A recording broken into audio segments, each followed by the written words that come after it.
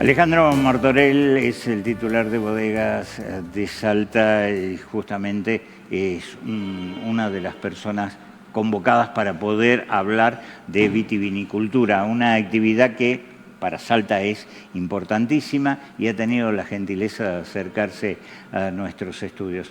Alejandro, gracias por venir. Gracias a ustedes por invitarnos y tener la oportunidad de contar lo que nos pasa. Bien, vamos a empezar así con un panorama general. ¿Cuál es la situación de la vitivinicultura en este momento, en general y en Salta en particular? Bueno, la situación en el país es complicada porque hay una fuerte caída del consumo.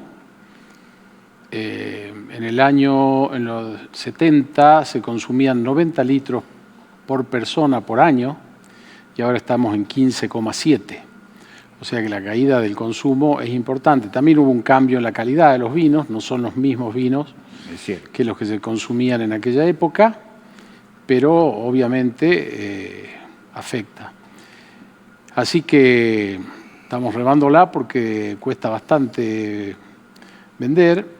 Salta ocupa un lugar en el país con una producción que es aproximadamente el 1,8% de lo que se produce en el país, pero nuestros vinos en general son más de nicho, más de una gama más alta. Y bueno, y eso está haciendo que se complique bastante el negocio de la venta de vino. Afecta también a los productores de uva. Este año la uva tuvo un precio, si bien la uva nuestra se vende un poco más cara que la uva de Mendoza, el precio fue igual al del año 25 e igual al del año 24. Así que la producción de uva también está muy complicada.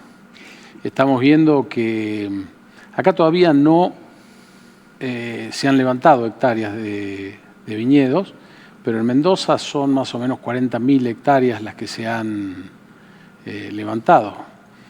Acá lo que sí ha pasado este año, que no había pasado nunca, es que queden uvas colgadas en la planta porque no se pudieron vender o vinificar. Y cuando se levanta una plantación, ¿cuál es la alternativa que queda para esas zonas que son muy específicas, muy especiales, ¿no? Muchas alternativas que se ven en Mendoza es la alternativa inmobiliaria, es decir, muchos se han hecho desarrollos y countries donde había viñedos. Están hablando de que se podría poner otros cultivos, pero primero hay que estudiar cada región y cualquier cultivo que se coloque significa un periodo de espera de 5 años hasta que entran en producción. Ahora, usted habla de que ha habido una caída en el consumo en la Argentina. ¿Qué pasa en el resto del mundo? Hay países que son muy particulares en ese sentido, como Portugal, Italia, España. También la Argentina estaba en los primeros y Francia, sí. También ha caído el consumo y de hecho, por ejemplo, en Francia le están pagando, el Estado le paga 15.000 euros a los productores por levantar una hectárea de viña. Entonces ha bajado el consumo. Hay algunos países donde está subiendo el consumo, está subiendo en China, que eso es una oportunidad muy importante, está subiendo en Brasil, pero en general está bajando el consumo. ¿Esto es porque se va a otro tipo de bebidas, ese consumo? Está claro que hay otras bebidas alcohólicas y no alcohólicas que reemplazan al vino. Qué sé yo, hay una cantidad de bebidas que todas las que están en la Fórmula 1. Ahora, en Salta se produce mucho vino para exportación. Entonces, sí, se produce para exportación. ¿Esto impacta en ese mercado que el vino salteño tenía? Bueno, nosotros vemos que el vino salteño en muchos mercados de exportación tiene una muy buena aceptación porque les sorprende, por ejemplo, a los europeos cuando prueban un vino nuestro, porque es totalmente distinto a lo que ellos están acostumbrados a tomar.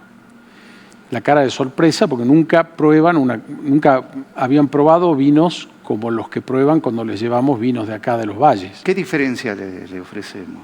Bueno, la diferencia nuestra de los vinos salteños está dada por la altura, que tiene una serie de fenómenos que hacen que tengamos una uva muy especial. Por un lado tenemos más radiación solar, mientras más alto nos vamos hay más radiación solar. Por otro lado tenemos amplitud térmica muy grande, noches frescas y días de 30 grados en el verano. Otra cosa que tenemos que es interesante es que tenemos poca lluvia y cuando llueve normalmente hay viento, entonces eso le da mucha sanidad a la uva y se utiliza muy poco químico en las uvas de Salta para defenderla de los hongos, ¿no?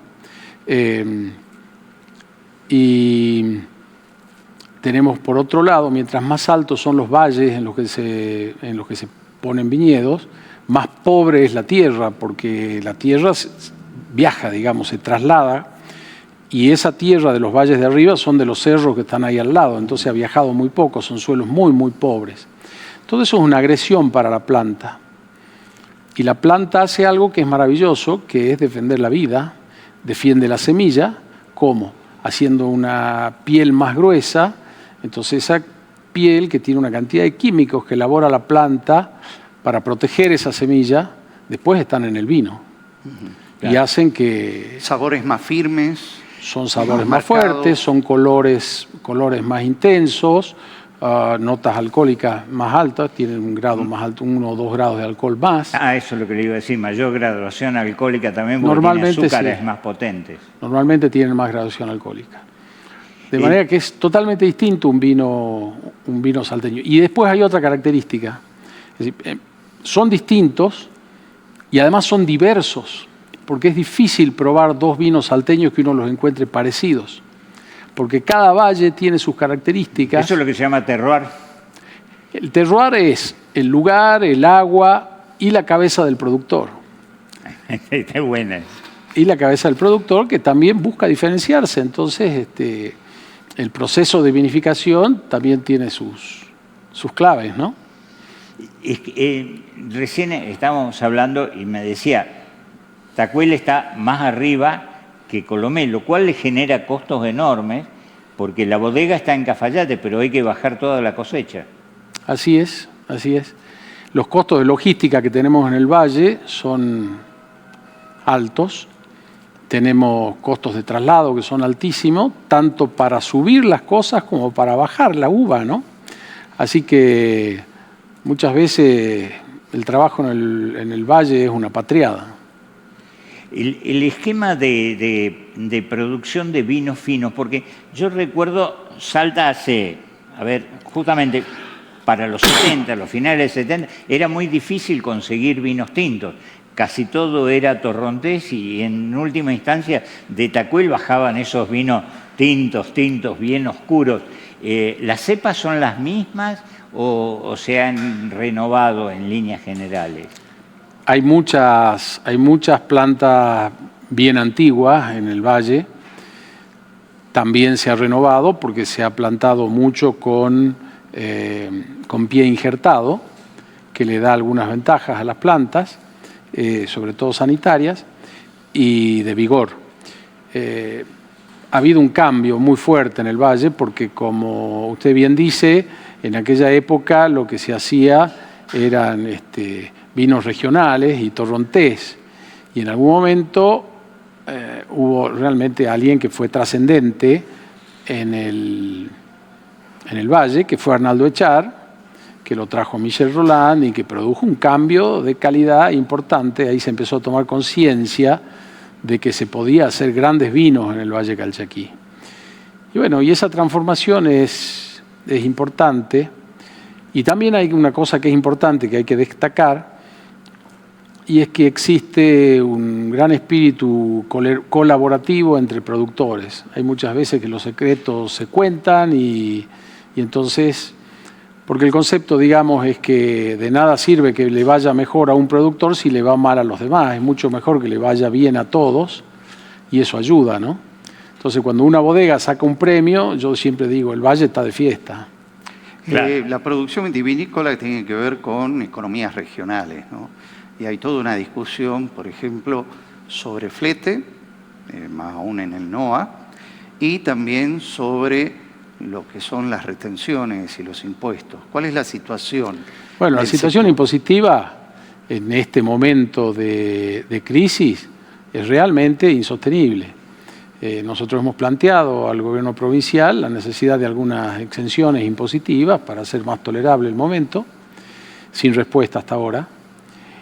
Pero nosotros tenemos En el vino alrededor de un 62% de impuestos en una botella terminada, y en Chile, por ejemplo, es un 42%. Sumando impuestos nacionales. Sumando todo. Locales, Entonces, Claro, porque además el vino tiene, además de los impuestos normales, tiene un impuesto especial para la etiqueta. sí, hay una cantidad de, no me los acuerdo a todos ahora, pero y la otra cosa que sucede con Chile es que tiene libre comercio con 68 países, por ejemplo. Entonces es bastante complicado competir con esos vinos, muy complicado competir con los vinos sudafricanos, con los vinos australianos, neozelandeses, y bueno, se nos pone difícil. Y en cuanto a infraestructura, de transporte, de flete, ¿cuál es la Y situación? bueno, en cuanto a infraestructura, el Valle no cambió mucho desde los años 80. La ruta Cafayate se pavimentó en el 77, 78, hubo alguna pequeña pavimentación después en la ruta 33 a Cachi, pero todo lo demás está igual que cuando éramos chicos. Cachi también es un centro productivo bastante importante que se ha desarrollado mucho en las últimas 2 décadas más o menos. Sí, afortunadamente sí.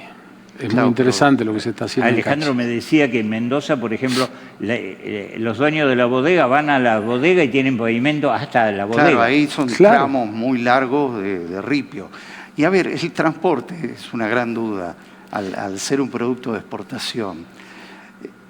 ¿Viene hacia Salta o va hacia Tucumán?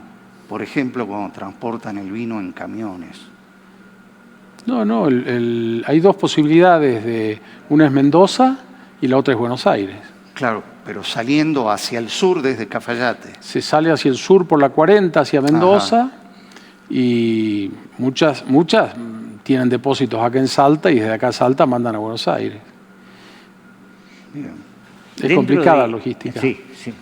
Digo, es bastante complicada la logística. No, por eso. porque hay Ir por la ruta 40 casi hacia más caro Mendoza, mandar de acá a Buenos Aires que de Buenos Aires a Europa. claro. Y- Y ir por la ruta 40 hacia el sur es complicada también. Bueno, por lo menos está Usando pavimentada la varios está 40. tramos. pavimentado. Está pavimentada, entonces eso está mejor, pero es brava. Dentro de lo que estamos hablando, estamos diciendo que Salta ha crecido muchísimo en variedad y usted en particular tiene, Alejandro, la producción de diferentes tipos de vinos con una característica muy particular con el Tanat, que era lo que estábamos conversando.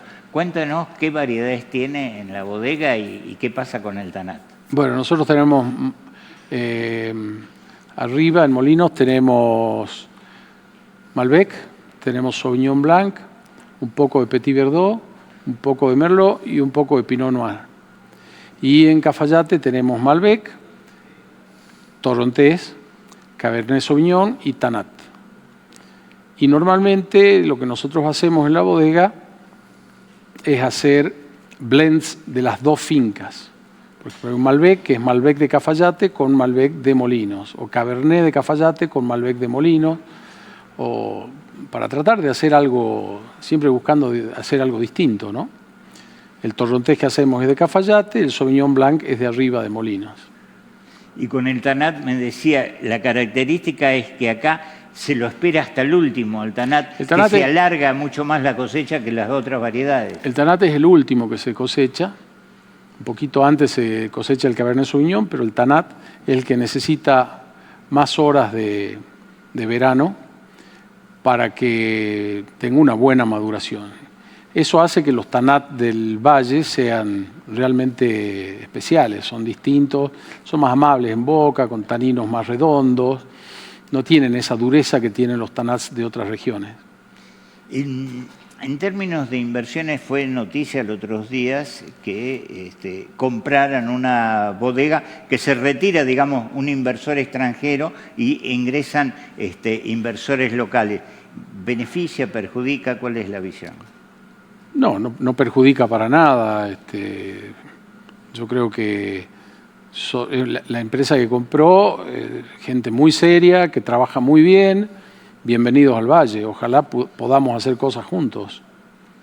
Cuando hablamos de impuestos locales, estamos hablando de que la posibilidad es que sea justamente actividades económicas la que se tendría que reducir, que es el más distorsivo de todos. Ingresos brutos, las retenciones que tenemos cuando pagamos la factura del pozo de agua, en fin, hay una cantidad de cosas que estamos pagando permanentemente. Claro, hay impuestos indirectos, no es solamente sobre la producción. Claro, del tenés vino, retenciones ¿no? cuando pagás la electricidad en el pozo de agua. No. Entonces, y además hay otras cosas. Una vez que esa botella pagó un 62% de impuestos, los comerciantes tienen que pagar un derecho para vender vino, para venta de bebidas alcohólicas. Cuando es un alimento, porque el vino es considerado alimento, y ya pagó todos los impuestos. ¿Por qué el vino tiene que pagar un derecho para venderse y no lo paga el cigarrillo ni la hoja de coca? Una discusión muy interesante que se había dado hace unos meses atrás tenía que ver con esto de alcohol cero, que algunas bodegas, incluso un diputado de Cafayate estaba pidiendo bajar, subir al 0,5 la tolerancia. ¿Afecta eso el consumo también? A ver, separemos dos cosas. Por un lado, no es que se pide subir a 0,5. Lo que se está pidiendo, y yo lo he pedido en muchos medios, es que se estudie qué pasó, cuáles son las estadísticas, con qué grado de alcohol se producen los accidentes y saber si hay o no accidentes con 0,5. Esas estadísticas las tiene la provincia. Entonces, lo único que nosotros pedimos es abrir las estadísticas para ver qué es lo que pasa. Eso por un lado. Por otro lado, claro que afecta. Y no solo afecta al sector vitivinícola, sino que afecta al sector hotelero, al turismo, a la gastronomía. Alguien que está por hacer turismo enológico, que es una cosa que nosotros en Salta queremos atraer para que vengan. ¿A dónde va a ir? ¿A Mendoza que tiene 0,5 o acá que tiene 0? Es fácil la respuesta. Con un tema que se me ocurre y también no deja de ser preocupante. Las bodegas en general ya han abierto en su gran mayoría comedores y ese tipo de cosas, y que uno va a una bodega no solo a comer, sino también a probar el vino. Y resulta que después lo pueden estar esperando con un alcoholímetro bajo. Es tremendo en Cafayate lo que pasa con eso, porque no solo afecta al turismo, sino que afecta a los enólogos. El enólogo que está trabajando en la bodega, después no puede irse a su casa manejando. Y dice que se tome un Uber. No hay. No es tan fácil porque no hay Uber. Entonces, a veces a la tarde sí consigue un taxi para irse a su casa, pero a la mañana no hay taxis, porque toda la actividad en Cafayate empieza más tarde. Entonces, es una complicación tremenda en un lugar que es productor de vino. Y ese señor no estuvo de fiesta ni está borracho, estuvo trabajando. Claro, y justamente, pero además, y en la afectación a la propia actividad de la bodega, es decir, ¿a qué vas a ir a comer a una bodega? Por lo menos a tomar una copa de vino como para probarla. Pero además, no se puede asimilar a un borracho con una persona que tomó una copa de vino o 2 copas de vino en una cena. No son la misma cosa, no se las debe tratar igual. Y por otro lado, estamos viendo en todos los países civilizados del mundo, hay 0,5 y hasta 0,8 en algunas. Porque está demostrado médicamente que no afecta 0,5 para la conducción. Entonces nosotros lo que estamos planteando es que se lo estudie, pero científicamente, no con un impulso. No, hay que hacerlo porque... No, pará, lo estudiemos bien. Eso es lo único que planteamos. Y es totalmente razonable. Fíjate cuando ponen en el diario las cifras de los controles de los fines de semana, es el 1%, el 1,2% las multas. O sea que tampoco es tanta la gente que... Habría que ver de ese 1,2% cuántos tenían 0,5 y cuántos tenían 1, 1,2, 1,8, que son los que pueden provocar un accidente. Verdaderamente es todo un tema. Alejandro, muchísimas gracias por la gentileza de haber venido y desde ya que seguimos en contacto. ¿Qué marca de vino comercializa? Mi vino se llama Altupalca, que significa Valle Alto en quechua. Bueno, ahí está. Por lo menos, viste, ya sabés. Hay que buscarlo, ¿no? Hay que buscarlo. Y encontrarlo. ¿Se lo encuentra en Salta? No, está en las vinotecas, En la sí. ciudad. Están acá. Sí. Sí. Muchas gracias. Gracias a Vamos ustedes. a un corte, enseguida volvemos.